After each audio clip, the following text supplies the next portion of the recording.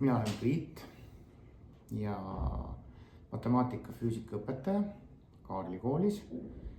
Vabal ajal, nii palju kui seda on, meeldib tegeleda nii tantsimise, söögi tegemise, jõusaalis käimise kui ka looduses viibimise ja muu sellise lõõgastava tegevusega. Tinglikult öeldes karjääripöörde tegin mina vist keskkoolis juba ära, kui ma arvan, et viimase klassini olin enam-vähem kindel, et minust võiks saada ikkagi agronoom ja et ma lähen Tartusse põllumajandusülikooli. Aga juhtus nii, et ma tegelikult astusin Tallinna pedagoogikaülikooli ja lõpetasin selle.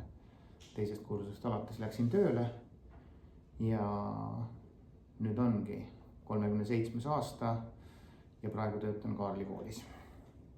Ma arvan, et on IT-valdkond, mida saaks matemaatikas ja füüsikas kasutada ja otsida võimalusi, kuidas seda efektiivselt kasutada.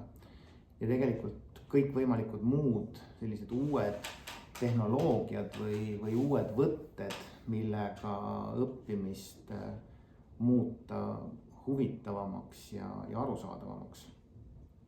Kuna inimene õpib igal pool, siis ma arvan, et ka selles programmis saan ma kohtuda oma valdkonnas uute kolleegidega, uute inimestega, et jagada oma kogemusi ja õppida nende häid kogemusi või ka siis õppejõudude või juhendajate kogemusi, et mida saaks ja kuidas saaks kasutada. Ja mis see õppimine muud on, kui oma teadmiste ja oskuste korrastamine. Ja selleks on just sellised programmid või koolitused väga head, et mõned asjad meelde tuletada, midagi uut juurde saada ja seda ka praktikas kasutama hakata. Tugevus võiks olla see, et ma püüan alati leida ja otsida seoseid päris eluga või päris maailmaga. Oskan selgitada enamasti nii, et lapsed sellest aru saavad ja kuulavad ja tähele panevad. Aga just selliste abivahendite kasutamine võib-olla oleks see, mida oleks vaja rohkem juurde võtta. Teema ja vorm ei ole selles mõttes olulised, et see peab endale huvi pakkuma, see peab lastele huvi pakkuma. Et õpiku ja töövihiku kirjutamise kogemus on mul juba olemas, aga mingi õppevideo või mõne laborikatse väljatöötamine ja katsetamine oleks üks variant. Teine võiks olla just mingisuguse loengumaterjali koostamine või tegemine. Üks näide minu tegevuste või mõtete kohta, et kuidas seoseid luua ja aidata seoseid luua.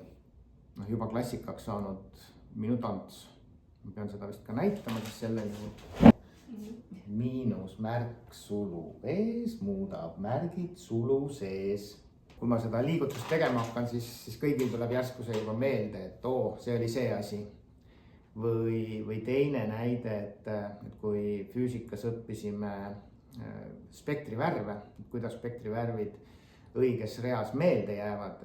Mõtlesime kunagi lastega koos välja, et iga värvi 2 esitähte annavad kokku sellise uue linnuliigi nagu puorko rohetuvi. Ja kui nad seda imelikku nime jälle kuulsid, et siis kellelegi tekkis kohe klikk, et sellega mulle jäävad nad meelde. Punane, oranž, kollane, roheline, helesinine, tumesinine ja violetne. Isikuomadustena kolleegide ja õpilaste